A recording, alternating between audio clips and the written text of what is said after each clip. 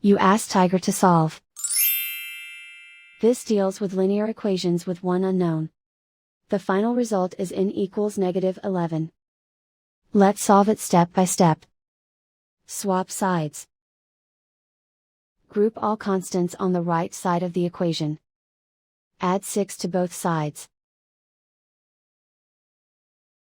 Simplify the arithmetic.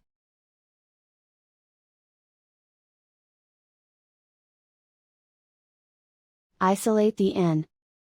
Divide both sides by -3. Cancel out the negatives. Simplify the fraction. Move the negative sign from the denominator to the numerator.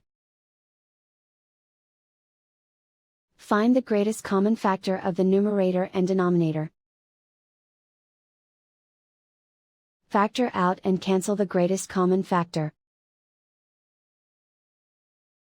And so the final result is n equals -11.